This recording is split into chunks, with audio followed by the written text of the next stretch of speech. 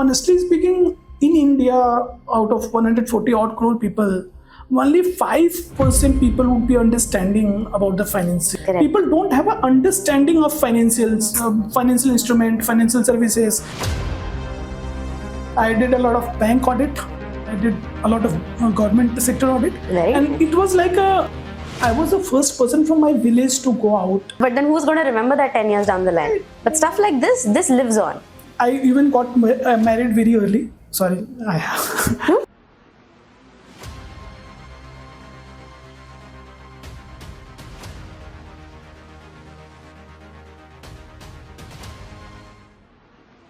I did a lot of bank audit. Correct. I did a lot of government sector audit. Right. And it was like the treatment of Correct. those places was really nice. So I wanted something new, very exciting opportunity and grow very high in the career. Hi everybody, welcome to a brand new episode of CFOs Not Talking Finance. We're with Kaushal, and to be very honest, this is not the start of our conversation. We've had a lovely talk and we've been chatting for about 15-20 minutes. But before we start, I'd just take a couple of minutes to introduce Kaushal. Firstly, we want to keep this as a podcast where we delve behind who the CFO actually is. So I'm not going to talk about his very illustrious career. He's going to do that himself. But at the heart of it, he's one of the most humble, one of the most grounded folks that we've met so far in all of our episodes. And listening to his journey, listening to what he is passionate about beyond his career, beyond the four walls of the office, is something that has already inspired both Pankaj and I. So, right now we would just ask Kaushal to introduce himself, and then we have a couple of fun googlies and a fun set of questions to ask him. Thank you so much, Chitra. Thanks. And very, very thrilled to be here with you. And I really liked the conversation we had. Yes. Please. So, Kaushal, we would love to know about your journey so far. I mean, everybody, when they choose CA, it's not, coming from, we're both from middle class backgrounds, choosing CA is not always because we want to, become a CFO one day. Of course, that is the ultimate path that finance folks tend to follow. But when we choose it, that's probably not the inspiration, or that's not the, motivation behind choosing it. So if you can tell us a little bit about your family, about, your siblings, the family dynamic at home, and how you ended up choosing CA. So I'll travel back to my early days of my life. So I born and brought up in near Prayagraj in Uttar Pradesh. Okay. It is a village actually. And we are three brothers, one sister. As of now, I'm eldest one. Okay. My father used to stay in Mumbai. And we all, along with my mother and all brothers and sisters, was in the village only. Okay. So I am eldest one. So I was teaching my younger one in initial days. Right. About the journey, so I even got married very early. Okay. During my graduation, I got married in first year, and my son born in final year of the. So you had two things to celebrate. Yeah. On your graduation time, you had two things to celebrate. Right. Very And nice. even the same time, I was dwelling in my mind what career to choose. So I got some advice from my class teacher in 12th. Right. I did my all schooling from the government school. So I got that advice, and he told me something about CA, which is the cheapest course. Correct. And I chose it being a very low middle class family, belong from a very humble background. Correct. So at that time, I was staying in Prayagraj, which was earlier Allahabad. Correct. So I did my graduation from University of Allahabad in 2006. At the same time, I started CA. I did my CA inter in 2007 from that place only without any coaching support. That's amazing. Without coaching support. Yeah. Okay. And you cleared in the first attempt? It was first attempt, yeah. Okay, now I like you a little less because generally we always relate with people who take multiple attempts. But I'm just kidding. So from there, so few of my friends have already moved to Delhi for. I'm sorry, but I have to say this: you're the typical overachieving elder sibling.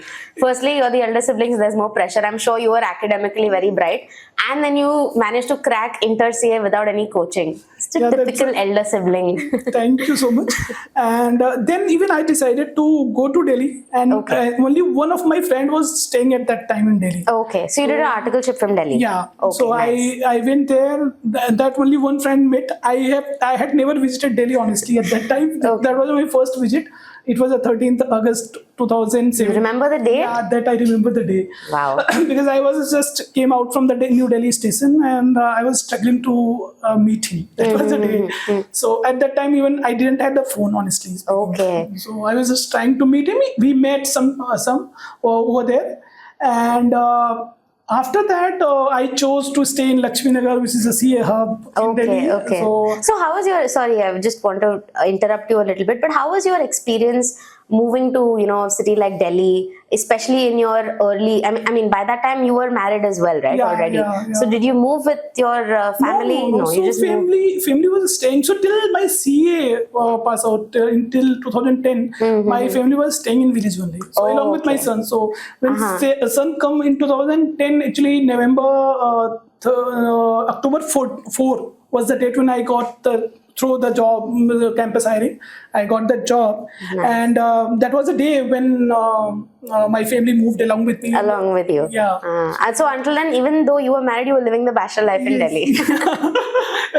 Right. So I started exploring about some mid-sized firm. I tried for Big Four, but I didn't got any opportunity over there. Then did my articleship. I got a lot of travel during my articleship, which I really enjoyed. Yeah. I did a lot of bank audit. Correct. I did a lot of government sector audit. Very and nice. it was like the treatment of those places was really nice. Yeah. But don't you agree, audit is one of the best entry-level jobs?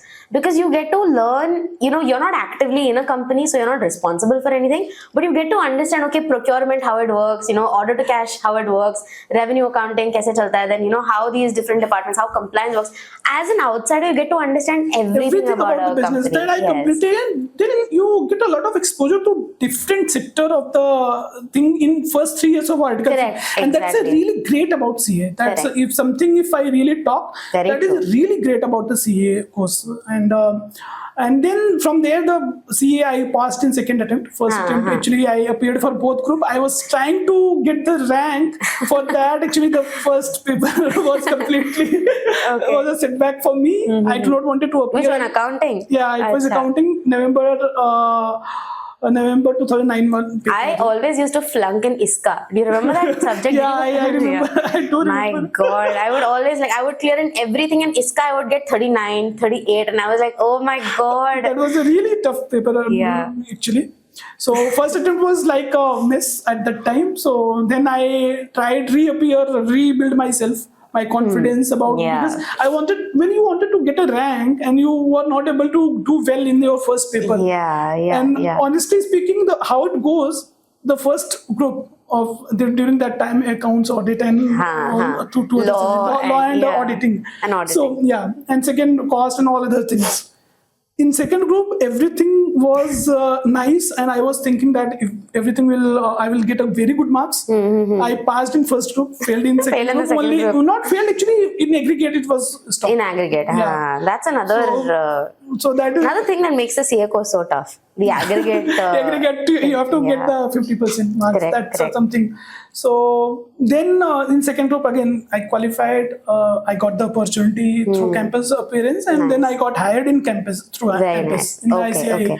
And this was also in Delhi. The company. The company was in Uttarakhand actually. So I had to move to Rudrapur for a year and 1 month. Wow. So along with, at that time actually the family moved along with me. Okay, and then I was not very much enjoying the place, honestly. And the company, it was a manufacturing company. It's a car roofing. It was manufacturing the car roofing. Okay, got it. So it was in that sector, and the problem which I was facing, I was not getting the professional environment which I wanted always. Because I was coming from very humble background. I did my all schooling in Hindi medium, and over there again everybody was talking. And I did my C actually and even graduation in the English medium. That was a wow, that must have been so I wanted something new, very exciting opportunity, and grow very high in the career in manufacturing sector in the Rudrapur. When I saw my all peers, even in CFO and all the other people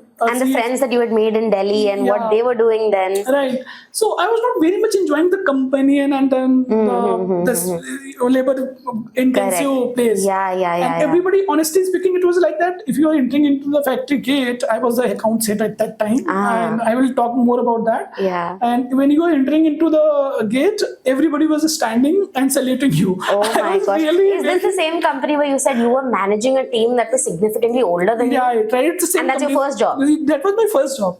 And I was, honestly speaking, I was feeling very shy and why the people are just showing so much respect. And the problem when it becomes your chemistry to get the job done, who are older than you, it's become very tough. If they are respecting so that much. must have taught you a lot about how to manage people, how to... That was a start, honestly.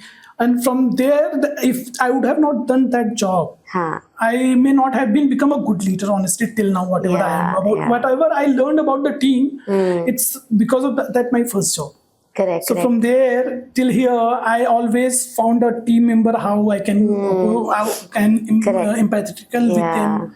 How can I be more accurate in terms of deciding the timelines, getting the things done, how we can project the entire things. Correct. So that's a place where I got all this learning. That was my first job. Very so nice. Manufacturing is a very process-oriented job. Yes. So you have to, and so that is a place when in fact, I started making everything in the written document, process-oriented things. So that's something which I liked a lot.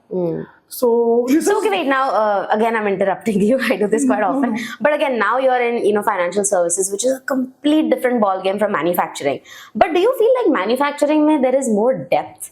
In terms of, see, financial services is very fancy, okay? It's like, okay, your revenue recognition and a lot of things where you have to, look at billing and revenue, it doesn't go side by side. So a lot of complexities in terms of the timing of the service rendered and stuff. But manufacturing, you're actually creating something tangible.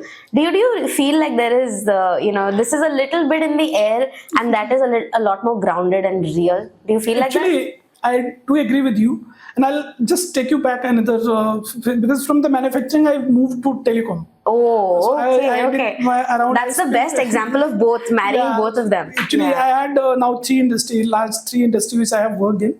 I started with manufacturing, landed up job in the telecom with the Vodafone India at that time. In 2011 to 2016, I was with Vodafone India, pre-Vodafone Idea. Correct. So then I moved to Aditya Birla Group. So from manufacturing to service sector, when you come, you find a lot of completely different aspect of the. Correct. So manufacturing, as you said, it's more of depth. It is more about something which you see what you are doing. Exactly. You're actually seeing an output. Right. Yeah. And in the other way around, that even in telecom, you are not able to see. It's more of everything is in air. Correct. It's e-topper, postpaid. Here that is literally in the air. The spectrum is like literally in the air. It's in air. So how you understand the business? How you then if you're not able to understand the business, you're not able to make the accounting or maybe finance. You will not able to do the good job in finance field for sure. That is something which I learned in Vodafone, not in my first job. Understood. So what you're saying is an actual understanding of the intricacies of the business model will help you become a better accountant. Right. Rather than just focusing on your debit credit, you need to understand what's happening in the business and then translate that into accounting. Otherwise, you're not able to do the proper accounting. You're not able to do the proper reporting. And the way regulators, the way the tax authorities are changing in a recent area, you're not able to explain anything. Right. Correct. So to maintain all sort of proper records, proper documentation, the understanding of business is very, very important. Very good. So this is, and then when I moved from telecom to the financial services, honestly, again, it was a complete shift. This was at Aditya Birla? It was in Apollo Munich. Actually, I moved first to Apollo Munich, which is HDFC Ergo now. Okay. So at that time, I started learning about something to financial services. And honestly speaking, in India, out of 140 odd crore people, only 5% people would be understanding about the financial services. Yeah, correct. People don't have an understanding of financial instrument, financial services. So, in fact, even in future, I'll talk something more about the education. But I do want to make aware people that what is a financial instrument, financial services, or a financial product, which is important for them to understand to make the decision. Right. Because many times, other than finance people, even finance people are illogical with the finance. Financial actually. instruments. Okay.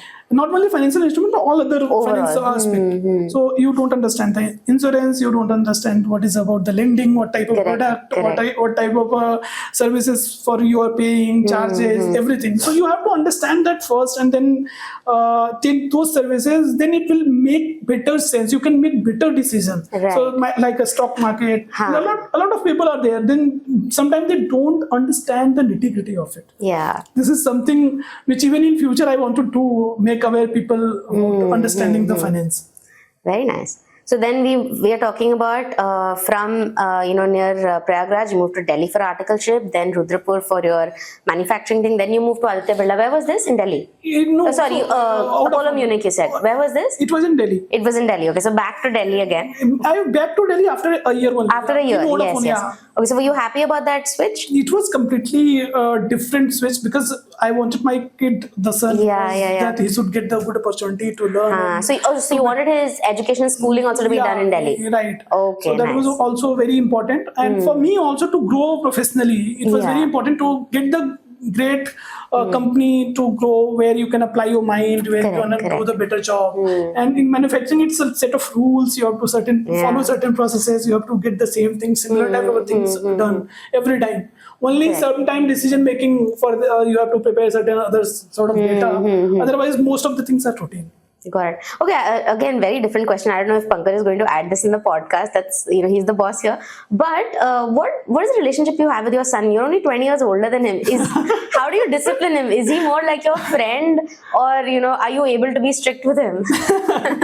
Honestly, so I grown up in a very strict environment in my early life. I like discipline a lot, and if somebody doesn't follow it, I really don't like. And so from that point of view, I try to maintain the friendship relationship, but somewhere I have to be. You have to lay down the law. I have to, and then this is something which I have to be done. Then has to be done. That's wonderful. Okay, wonderful. So, Kaushal, we'll speak a lot about your career in detail. But, now that we know that you're good at so many things, and especially, 2-3 things I caught, you remember the dates also so well. So, I think you have a very keen eye for detail. But all that aside, I'm sure you must be bad at something. So, if you are not a finance leader, if you had a different career, what is one job that you think you would be terrible at? So, honestly speaking, something which I don't like at all, it's sales. It's sales, okay. It's more about sometimes you go, see, when you're doing a right sale, that is something it inspires you. Right. Most of the time, because of under pressure of the target, under pressure of certain numbers, even we as a finance people push a lot to sales guys. But sometimes you have to, you do something which I would not say it's a myth selling, but you use some sort of mean, and then you always try to meet those targets to maintain the rhythm. Right. It's very necessary for business, but that's something I personally so I think you don't like the pushy aspect of sales sometimes, especially when targets are not being met and it's March ending, and then you're like, okay, you're supposed to get these things done. Okay, that's good. So we know what you don't like, and we know what where your talents don't lie. But now coming to the opposite end of the spectrum, what is a hidden talent that or hobby that you actively nurture, which maybe your colleagues also don't know about? It is something about, I really love cooking, honestly. Oh, you love cooking? Oh, very nice. Over weekends, me and my daughter, I have 2 kids. Okay, nice. Daughter is 10-year-old, son is now 19-year-old. So me and my daughter both explore something to do very nice. at home. So at each weekend, we do prepare something. That is so cool. What are the kind of dishes that you prepare? Any particular cuisine you like, or? It's not about particular, so North Indian, the food which we like a lot. And most of the time for vegetarian, it's paneer only. You can just paneer. You can change the gravy. You only change the gravy, and some paneer salsa, some paneer gravy. Interesting. So these are kind of foods which we prepare. Even my daughter like a lot. She is very foodie, honestly. Oh, great. Wonderful. I'm not so foodie, but I really love cooking. Oh, wonderful. So that is how you spend your weekends, Yeah. right? So you should now call now that when this episode goes live, your teammates will know about it. And I think you owe them a dinner where you can cook for them when they come to your place. Definitely. We can invite you also. Yeah, 100%. We would love to do that. So this is, fabulous. But again, I want to prod into one thing that you said earlier, and we call this segment Life Beyond Balance Sheets.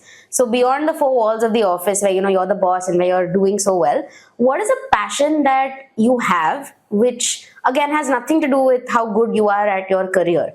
And it doesn't even necessarily have to do with your family, but what's something that keeps you motivated? What is your higher purpose, so to speak?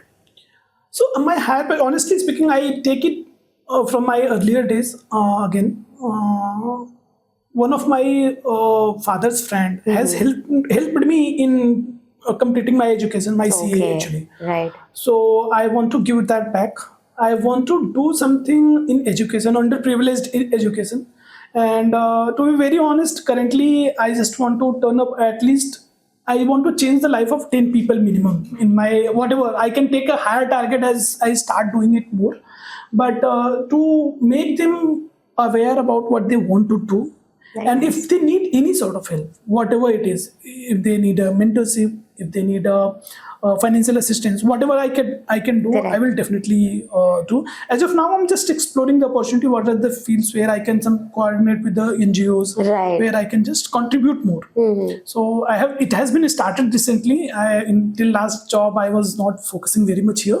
But now, since I want to do more this kind of stuff, I will definitely help back to the same. Somebody helped me, so I just want to help back. That's amazing. And I feel like this education, right, and what you're specifically talking about, it has a multiplication effect. So if you're helping one person, and you've taken a target of 10 people, 10 different people, but ultimately what you're doing is you're helping 10 families, because then you're changing the course of not just that one student, but how, if he or she were to, do well in life, there are a lot of domino effects that will happen where, things will keep getting better and better. And Chitra, if you allow me, I can talk a bit more about on this. Absolutely. This something which I take this because I was the first person from my village to go out and study in the Prayagraj. So it's 40 kilometers only from the Prayagraj. Actually. Right. So, and from me, there are a lot of families has taken the step to send their kids to the higher education to Prayagraj or Varanasi. Correct. These are two nearest places at that time. And honestly speaking, at least 2 people are in government job as of now from my village. Right. At least 5 to 7 are engineers. And people have their own motivation, no doubt about it. But before me, nobody was traveling to those places. Right. So I would call it like this is something. If you do, people get definitely motivation from you. And then if you are talking, if you are exploring, then that is something. That is something which motivates me, and even in future, I just try to do that. That's amazing. So you've actually set a precedent for, others as well, your peers, people younger than you who are saying that, okay, this is a success story of sorts. So this is something that can be done. And in fact, my younger brother, so he is as of now sub-inspector in UP Police. Wow. He was not doing good till his 12th, in fact. Okay. And from 12th, I motivated him to pursue. You're saying motivated, but I think you were very strict with him. I feel you might have been very strict. It was not like strict because he was just 3 years lesser age than me. He's around 36 now. He, honestly speaking, he's very hardworking. So in farming, when we used to do together at my childhood, and he was more hardworking than me. Than you. So I knew it for sure, and he wanted to do some sort of, honestly speaking, some military type of work. So he wanted to go there. And I motivated him to pursue for the UPSC. Okay. He appeared for it, and he even IAS he cleared first preliminary stage, couldn't clear it next step, but in UP I would say rather it's UP Civil Services. Right. There he appeared for 5 times interview. Oh. He was clearing for prelims, mains, and Mains and then appealing. going to the interview. So that whole cycle happened 5 Yeah, times. and during that time he got the job in UP police, and Wow. that's how he settled as of now. That's amazing. Yeah. So okay, one question. Generally, younger siblings are scared of the older siblings. So I'm terrified of my sister. I mean, I'm very close to her. She's she's my best friend and everything. But I am scared of you. But here the dynamic must be so strange. So he's the younger brother, and so you've always been the disciplinarian. But now he's a police inspector. So are you scared of him? Like, what is the fear dynamic like? It's not a fear dynamic, I would say. He took that motivation. He wanted to. So he's helping out. So his motivation is definitely how he can help. In police, actually, there's a lot of crime. But he want to help the poor guy. So that's why he's also doing. So, correct. Even at his But he has a gun. I'm sorry, he has a gun. I'm sure that must be a little frightening. Definitely fear. But so even now, he do help the people That's who wonderful. need. So I think your entire family has this ethos where you're not just looking at creating a best life for yourself, but you're also looking at actually, how you can add value to other lives. So I feel your entire family ethos has been not just to create the best life for yourself as an individual, but how you can contribute or give back or add value to society. So I think that's something that's very inspiring. Thank you so much. And that's how you create an impact. Otherwise, I don't think that a life have any other purpose. That's my personal view. Great, you might close the audit really soon, but then who's going to remember that 10 years down the line? But stuff like this lives on. It lives on, and this is something which gives you happier. Whatever. So you go for a vacation. Say for example, if you go for a vacation, you spend around 2-3 lakhs. If you help with that money to someone, it will really give you a very, very peace in your mind, a happiness that I did something for somebody. So that's something which I differentiate myself. That's my story. Right. I don't want somebody. Very nice. So we have the next question, but I think I know what your answer is going to be. If not this particular role, if not finance, if not being on the path of a CXO, then what? What would your career have looked like? My career would have been more about teaching. I was going to say you would have become a professor. I would have chosen teaching. But teaching what? Like CA? Not CA. I would have chosen for maybe teaching for a certain, maybe more of the motivating people to pursue their goal in the life. So maybe you would have been like in school, like early school, middle class school, or maybe you can say. Actually, I understand why you're saying this, because at that age, you form opinions. So it's a very formative age, rather than where you're already certain opinions you have, and it's so you're trying to mold otherwise students. if you start teaching in graduation, people, it doesn't change. That's right. The changing happens at a 9th, 10th, or maybe even 11th and 12th level. So that people choose the career, why they should choose, what they should do. So you want to help them make a more informed decision. Right. Like, okay, wonderful. So again, one thing that we want to ask you is, other than, I'm sure you're great at Excel, I'm sure you're great at numbers, I'm sure you're great at reviewing everything, and I'm sure, you keep the auditors also in line. Everything is great. But what is one skill that you have which has absolutely nothing to do with numbers and finance and anything related to your subject matter expertise? But what is one skill or discipline that you have mastered? I'm very passionate about improving on daily basis, improving consistently on whatever I do, honestly speaking, be it personal life, be it professional life. So I believe in 2H and 2C, I would call that. It's about hardworking. Whatever you do, you have to hard work. And second thing is about the honesty. You have to maintain the honesty with yourself. The second, 2C is about consistency and commitment. Whatever you are committing, you have to be consistent on that. So this is something which I like and I love to do even in the future. And is this the 2H and 2Cs? I hope I get it right. Hard work, honesty, consistency, and commitment. Right? Okay. Right. So is this something that you expect from your team as well? And is this when you hire, for example, new people to be a part of your team, are these also the qualities that you look at? I definitely. So even at my home, my daughter sometimes get very irritated with this kind of thing. But I do teach them that you have to do. Otherwise, life will be in way it will not be the life which you want. Yeah. These are the 4 pillars where you have to grow whatever you want to achieve. These are something where you have to master at. It's more important than looking at the domain skills or the technical skills, because that can be taught. Anything any person can any taught. person. And in fact, I love people changing the rules in my all life since beginning. So if they are comfortable with something, I to change their role, that you don't do this, now start doing this. And that's something even the people like. If you really see, and everything can be taught. And if you have a right attitude, you can learn anything. That's right. So you look at the fundamental behavioral aspects a lot more. Right. That's very interesting, because a lot of teams these days, in terms of hiring, they're very, very fixated on the technical skills and on the CV and the resume being exactly as per what the JD is. And these vital parameters often get overlooked. So you're someone who looks at this first, so culture fitment first in terms of hiring, and then you look at right whatever domain expertise or domain knowledge they have. Correct. Right.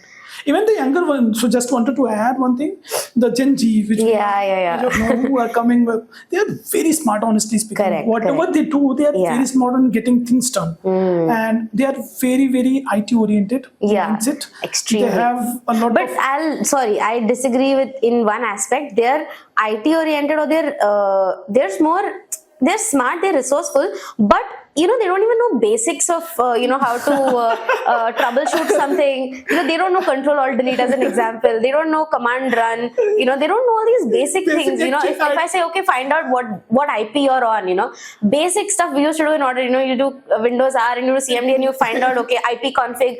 These basic things they just don't know. that I agree. Yeah. But, so with this, honestly speaking, they are very good, but teaching all these skills to them, and they are very particular about what they want to do. Correct. And they are not very needy to do the job like in my age. If you really ask, from that point of view, team selections become very tough at the initial time, because if you are hiring fresher and you are not able to find this, then you have to again get back to your basics and understand what will work here, what will not work here. Right. And you have to change most of the time your style.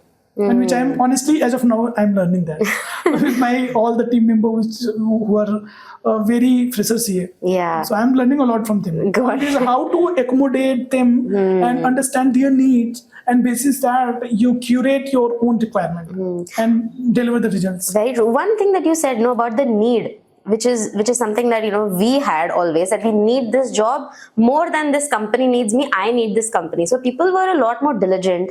Of course, not that that's a very good attitude. I'm not saying we did it better and Gen Z are having the wrong attitude.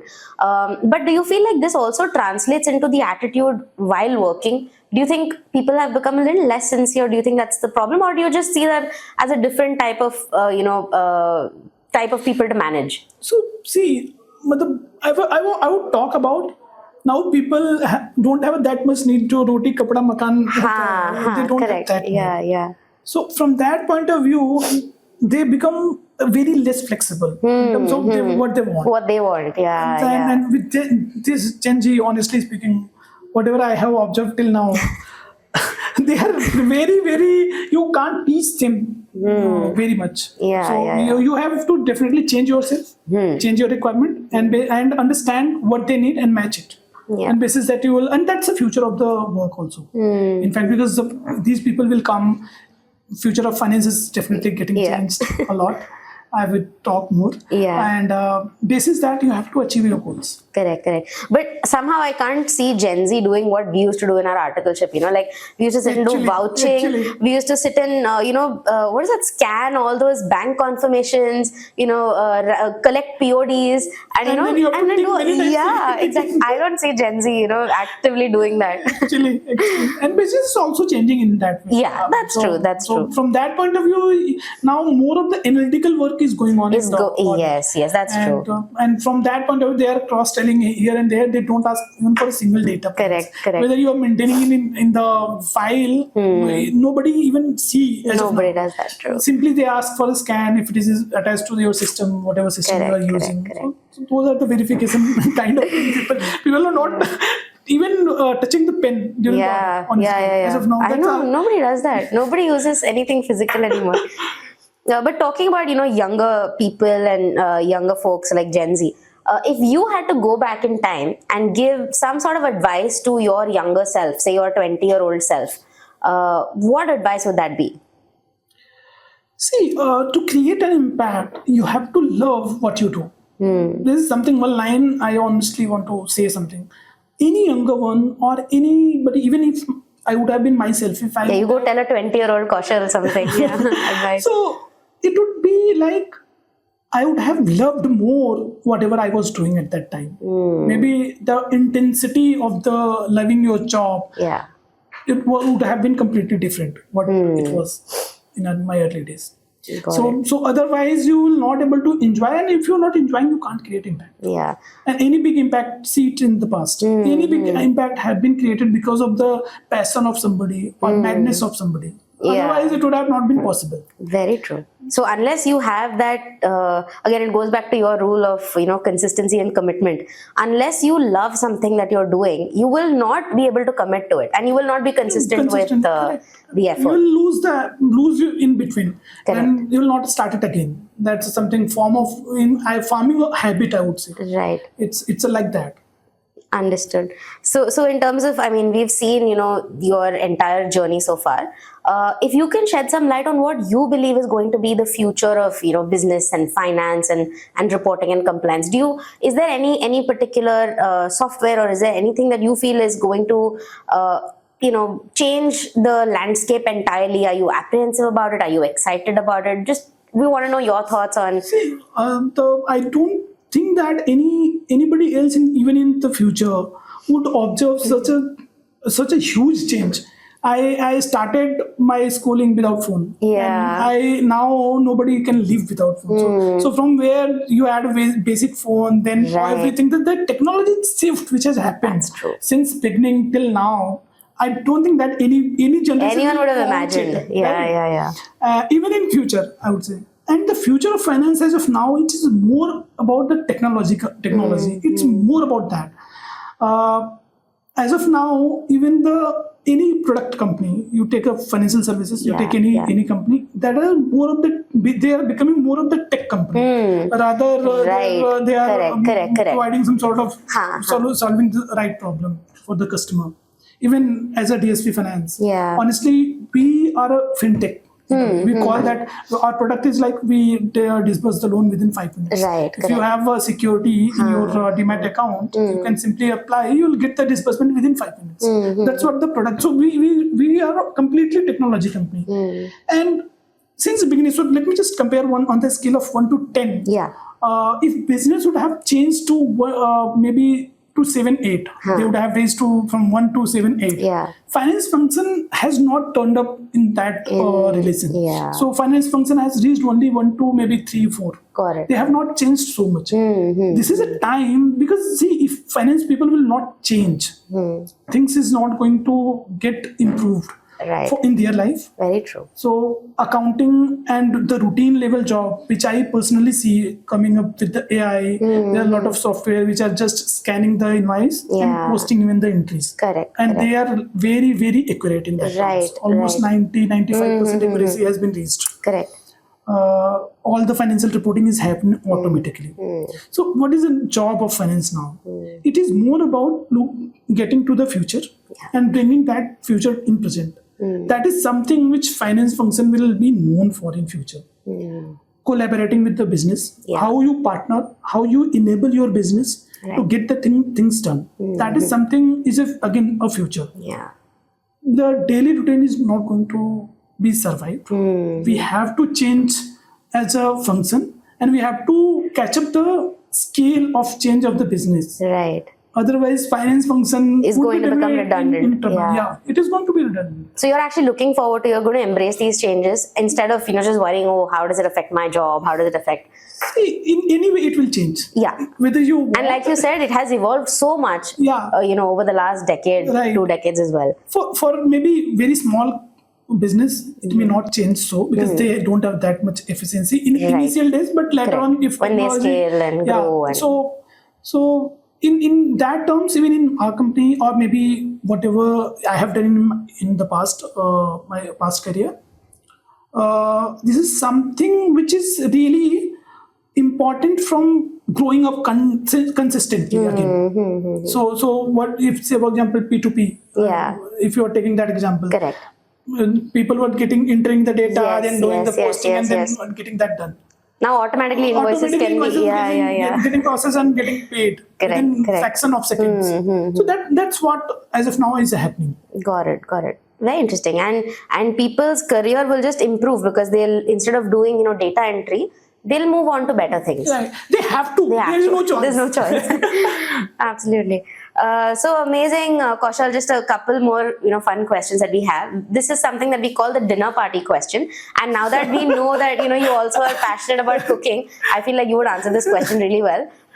If you could invite any 3 people over to your house, this question has 2 parts. Firstly, who would those 3 people be? They can be anybody living, dead, from history, people who are alive right now. That's the first question. Who would you invite? And the second part of the question is, what would you cook for them? So I really appreciate a lot Mr. Modi's vision for the India. So if I would get the chance, I will definitely invite him. That he would be that would be He's the chief guest. He would be the chief guest. Second person would be definitely my father's friend who has honestly helped me during. I'm just excluding my. What was his name? Yeah, sure. So his name was R.K. Dubey. Okay, Mr. Dubey. All right. So and the third person would be. Actually, Kiran Bedi, I would say. Oh, okay. I actually love her because from the female fraternity, she was one of the police officer at initial days when nobody would have thought of that people will move to the police. Correct. And I think she inspired a lot of young women into, just being a little more aggressive and just, Right. Putting ourselves out there. You get the inspiration from whom you are just getting the inspiration. These would be the 3 people whom I will invite. Very interesting. So the second question was what will you cook for them? Or what do you serve? This is really tough question because I don't know the choice. No, but I think all 3 of them, I'm assuming certain things about Mr. Dubey, but I think all 3 of them would appreciate like a good desi hearty meal. I don't know. What do you think? So I would actually, one thing which I'm very good at, making the pulao. Wow, okay. So do you do it like the fancy way? Do you put that milk saffron and all on top? And So a lot of stuffs. Kaju, there's a saffron, there are all other spices. There are many spices, ingredients. So there were a lot of other things. Yum. The second would be pulao, then you'll have to have raita. Raita definitely. So that's a basic. And then definitely there will be one paneer sabji. Nice. And another would be the something which I would definitely research to all these people what they love. And this is that I will. What dessert would you serve? Dessert would be the gulab jamun. Gulab jamun, nice. Like slightly warm gulab jamun. Very nice. Because that is something which everybody like. Correct. Very nice. And we want to finish off with one final question. If your life had a soundtrack, something that has inspired you, any music that you keep going back to when, you want to feel motivated, or, a particular song which you really liked when you were, passing your CA exams. So if your life had a soundtrack, what song would it be? I would take 2 names, honestly speaking. One, Man Ka Radio Bajne De Jara. I don't know people would have listened or not. That is a very nice song, honestly speaking. I used to listen it, both the songs. I used to listen during my CA journey because our lives started at 5:30 in the morning and it goes up to the 10:30 or 11 in the night. So 5:30. I read somewhere that Himesh Reshammiya is also a CA. Is that true? I don't know. I don't know. No, it's not true. Okay. Because then I don't know. This song could have been about a CA journey. I'm not sure. And second song would be the title track of the Chak De. Oh, okay. Oh, that's very inspiring. Especially when you hear it at like a important match, India-Pakistan match or something, you get goosebumps. Actually. And I used to listen whenever I get bored in my exam preparation. Okay. So that used to motivate you to study okay. So that's 2 title I would talk about. Title song. Right, that's amazing. Not title, sorry. Man Ka Radio is one song and second is... I haven't heard the first song, but I know I'm going to listen to it now. Pankaj already is saying it's a great song. Awesome. Thank you so much, Kaushal. It was absolutely wonderful chatting with you. Thank you for taking the time. And see, this is what we wanted to achieve, if you were to go on your LinkedIn, you see a lot of thought leadership, you see a lot of serious stuff. But who knew you can make a mean pulao, and you have a police inspector for a younger brother. You're so passionate about education as a sector, and that's something that you're creating impact even beyond whatever good things you do in your career. You're looking at life beyond the four walls and beyond the balance sheet. So it was very inspiring. We have a lot of takeaways. Anything that you would like to say? No, thank you so much, Chitra. I really, I was not knowing these are the topic for this. Yeah, no, a lot of our questions are Googly questions which we don't share with you. I really loved a lot about all our discussions, and very, very passionate to see in future even. Yeah. Amazing. So thank you so much. All the best. Thank you so much. Thank you.